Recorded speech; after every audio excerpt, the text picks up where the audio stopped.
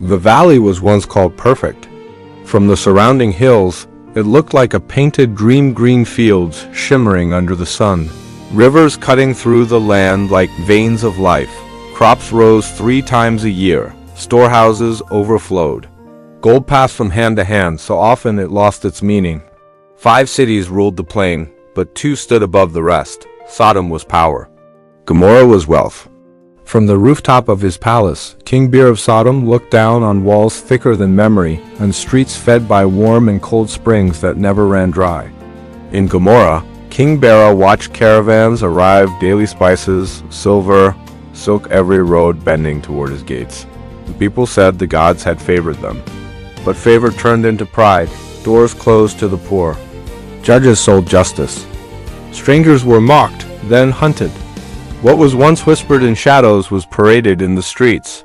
The cries of the oppressed rose like smoke, and heaven listened. Far from the cities, on a quiet hill beneath ancient trees, lived Abraham.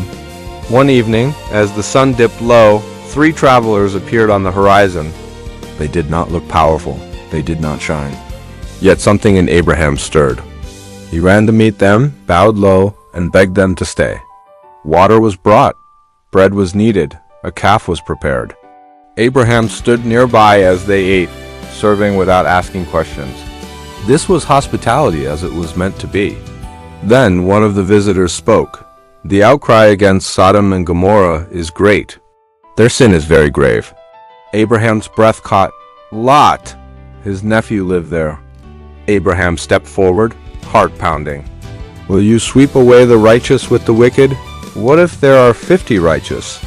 The answer came calmly. I will spare the city. 40, 30, 20.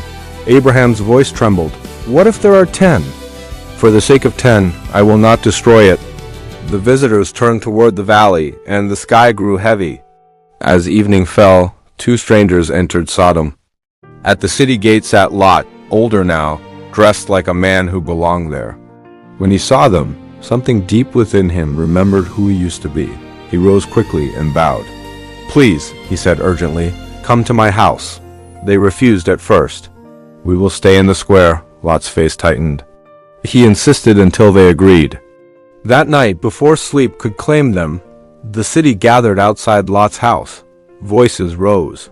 Then fists hit the door. Young and old, rich and poor, the whole city moved as one body. Bring them out.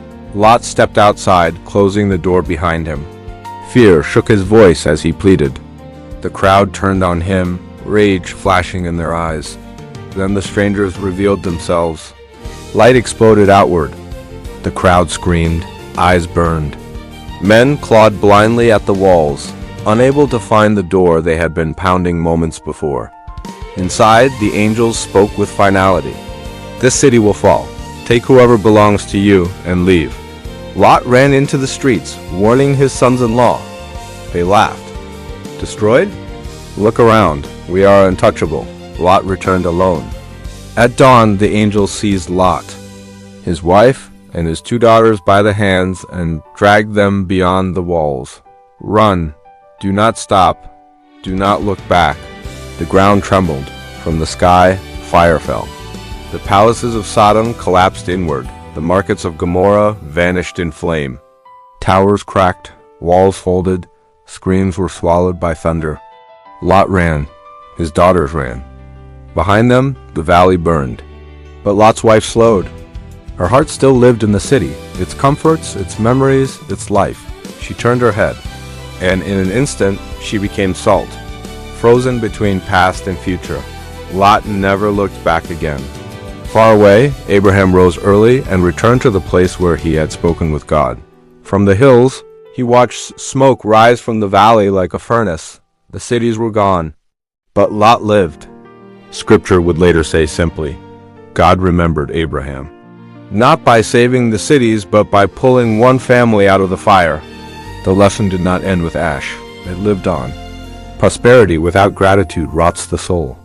Comfort without conscience invites destruction. Small compromises pull harder than sudden rebellion. Prayer reaches farther than we can see, and mercy still moves even when judgment falls. The valley that once looked like Eden became a scar on the earth, but the warning remains, written not in stone, but in fire.